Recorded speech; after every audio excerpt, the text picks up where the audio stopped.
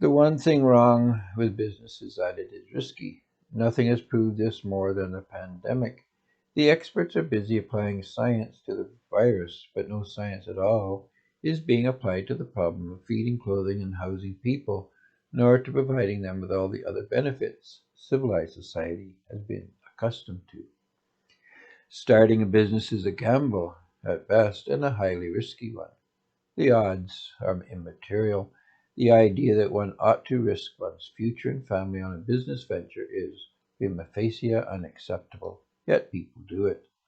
The lure of riches may be a factor, but most new business owners have a love of doing something they wish to share with the world. Messianic Real thinks this is a preposterous position to put our fellow men in. There has to be a better way. The risk is exposing things you own to the threat of loss. When a person mortgages their house and signs a loan agreement to start a business, he or she accrues liabilities. A liability is nothing more than capital you have, but which somebody else has a claim on. Liabilities are assets, the status of which are in legal limbo. If you possess something you do not have a clear title to, it is at risk. The debtor always faces risk, and there is the possibility of a catastrophic loss. Why this is so is not difficult to see. A business venture is assets converted to capital. Starting a business requires a substantial amount of capital. There are only two ways of acquiring sufficient capital to start a business. The entrepreneur either saves or borrows. Usually, of course, it is a combination of the two options. We discount stealing as not a viable alternative. Is there a science based method of starting a business? Messianic Real says there is. The science of business is realistics.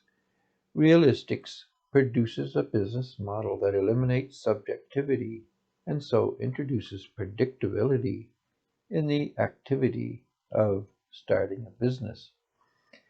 The key to ending subjectivity in business is to eliminate risk or exposure to the threat of loss.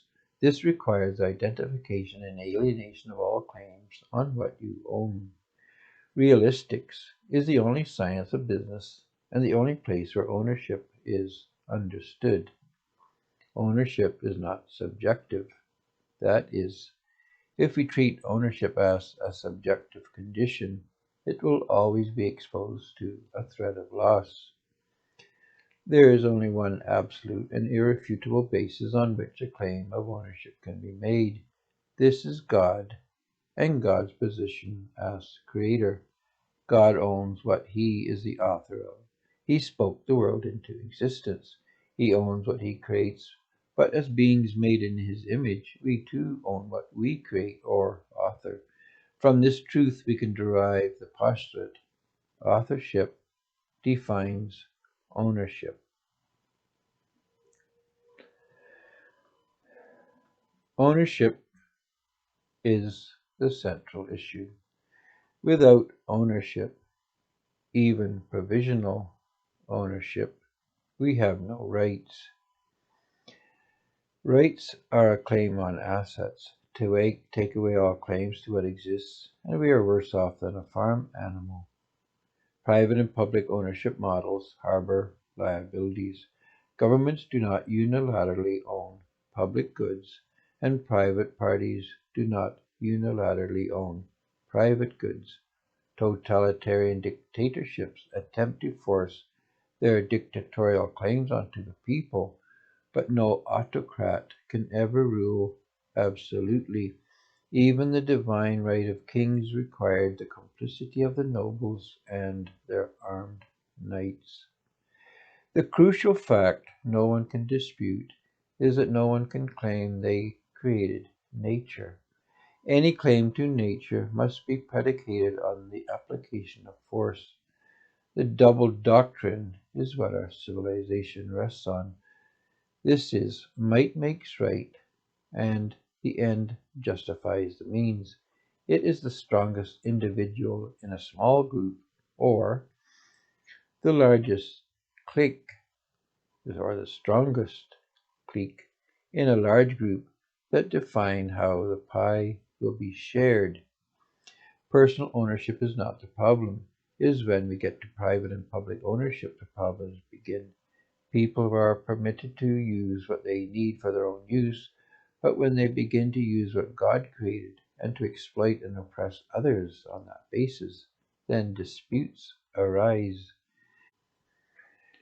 Despite the rhetoric, private and public ownership are two extremes on the same continuum. Individuals have the greater claim on privately owned resources, and the state has the greater claim when things are publicly owned.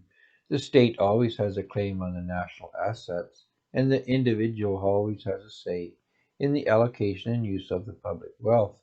Public and private ownership ought not to be considered as opposites, but as options on a single continuum.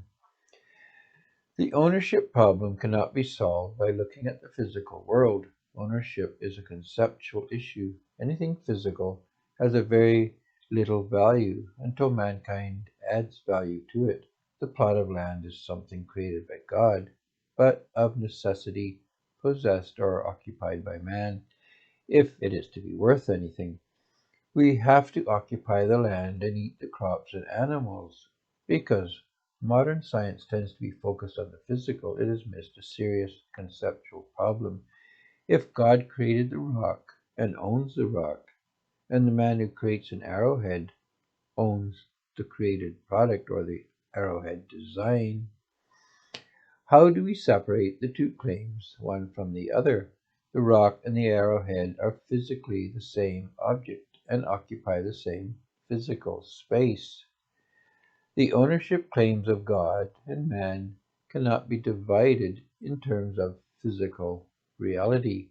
Because of a faulty use of science, man formed the bizarre ideas of public and private ownership. Conceptually, the idea of equity must be divided from the idea of an asset. This is a creative act, not a physical one.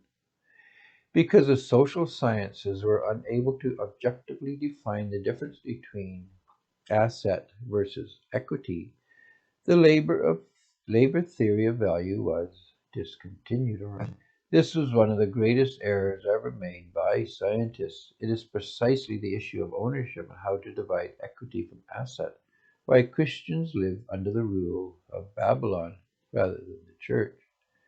To have a realistic business, this problem of dividing equity from asset has to be resolved. Realistic does this using the process of capitalization. To divest oneself of what belongs to God requires capitalizing a business dedicated to God. The Bible refers to this as giving what we have in terms of our physical resources to the church. We are permitted personal use items, but all physical assets of all kinds not needed for our personal use must be transferred into capital projects or businesses. Setting up a business is as much about eliminating risk as anything else. We identified risk as an environment in which other people represent a threat to what one possesses. The church, as conceived in the Bible, is a mechanism for removing the risk associated with others. The first step is to find a few others whom you are willing to trust. If we cannot have faith in each other, how are we to have faith in God? The church and the realistic business model is a concept, not a physical construct. We start with as few as two or three persons in the realistic business model. Think of the pod, this group of three people, as a cell of the church. A church is better considered as a group of from 10 to 15 people, however. Members exchange contact info.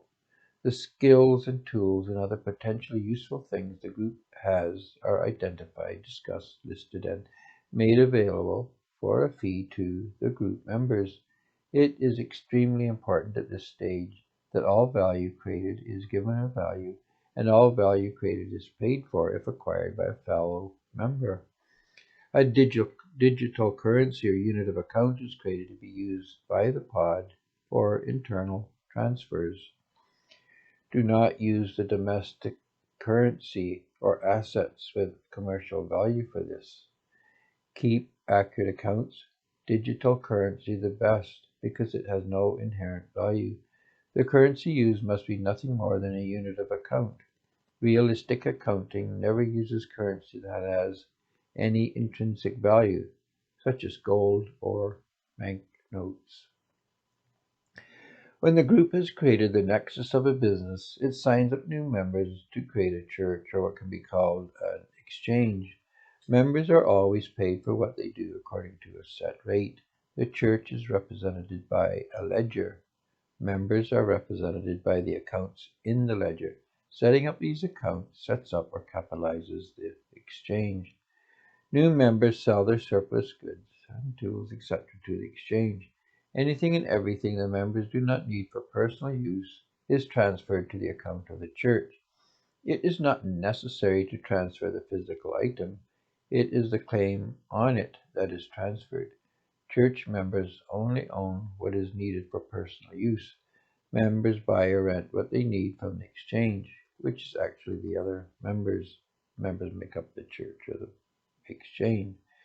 We are the church, not our bodies, but the claims we have given up in recognition of the interests of the body to start a business, which is little more than a church with a specific mission. Entrepreneurs buy what is needed from the church. If members have things they do not need on the personal level, they sell to the proposed exchange, so the new business can be started. Any business can be started without risk or debt or loss of trust by the members of the church, transferring time and assets to the entrepreneurs seeking to establish a new exchange. Money and currency are best thought of as two different things. Currency is technically an asset used as a store of value. Currency eliminates the need for direct barter. Currency allows asset A to be traded for asset B, using currency as an infinitely divisible store of value. Money is better thought of as a unit of account based on equity. It is not a thing, it's simply a unit, a measuring unit, same as a kilo or pound. The medium of exchange realistic economies use is formed from the back and backed by preferred shares. When someone produces value or sells something that has value, this creates equity for the realistic economy. Preferred shares represent value, so the member creates equity according to the value that his or her activities produce. The Bible says the worker is worthy of his wages. The realistic exchange pays the worker for what he or she does, the value he or she creates. This payment is in preferred shares issued as money. No one owns commercial property. This is owned in trust by the church. The church, as the members of the exchange, represents the assets of God used to do good works in his name. Members of the body work in the church to the glory of God and add value to the creation of God to build the church. This increases the value of the church. This added value produces equity, and the equity is issued as preferred shares to the member, paid as wages at a set, predetermined rate. All equity created is paid for. House, housewives and students create equity and receive payment in the form of preferred shares. Stop.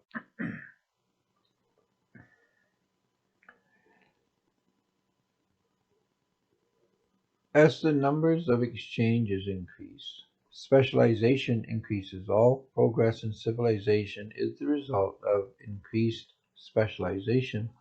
Exchange members specializes in a way that reflects the needs of the group and the skills and interests of the members. If the members are plumbers or quilters or drivers or factory workers in a particular segment of the economy, then the exchange will create specializations that reflect the abilities of the members and the most efficient way to provide the goods or services they intend to provide. To capitalize an exchange, members contribute assets of a specific type to customize the exchange according to the intentions of the members. Plumbers unite to form a plumbers exchange. Quilters form a quilters exchange, and so on. Plumbers donate the tools and equipment and labor needed to operate a plumbing business. Quilters donate equipment, tools, supplies, and labor that go into forming a quilting business. All these assets are turned into equity, and the equity recorded or otherwise credited to the account of the investor. Bill, who transfers $500 worth of tools and equipment to the plumbers exchange, receives 500 units of equity. Each unit of value is on par with a unit of the domestic currency. Each member in the exchange acquires a common share. The common share represents 1 unit of membership or 1 voting share in the exchange. The plumbers exchange has a dispatcher who assigns work. Each person is paid according to a set rate by the exchange. As the exchange grows, specialization is further improved. At some point, the exchange divides into daughter cells, each exchange specializing to a greater degree in some aspect of the original business. As other trades form exchanges, the members of all the trades hire each other using preferred shares as a currency. Preferred share as currency is contracted to prefers using P as a designation, and these prefers are used as a unit of account in all exchanges. The realistic economy is 12 sectors wide and 12 levels high. The terms for each sector and level is provided at the end of this video. Each sector is governed by a limited council. Each council is composed of the exchange members and a chair. The chairperson of the lower exchange on a lower level is a member of the limited council on the next level. The limited councils have 12 levels of jurisdiction. Each higher chairperson has a jurisdiction over the chairs of the lower level. There is a general council that contains the 12 sectors as members. The general council and chair operate as an intersectoral authority. The General Council has jurisdiction when the issue in front of it concerns more than a single sector, as for example the transportation sector and the educational sector having business before the Council. All commercial and public assets could be transferred to local exchanges. Just follow the guidelines above. The realistic model operates according to the principle of subsidiarity. No higher office has any authority other than that given to it by the local level. The transfer of assets from Babylon to realistic exchanges could be completed in 3 days for an average-sized community and in a few weeks or months for larger political jurisdictions, in the ideal case with cooperation from higher authorities. Realistics is the science of business and is the economic section of the Messianic theory of everything. If you want to know more, then visit our website at messianicreal.com, and this will give you more information regarding the realistic enterprise business model and economic theory, which will help you understand how the councils work. Thank you.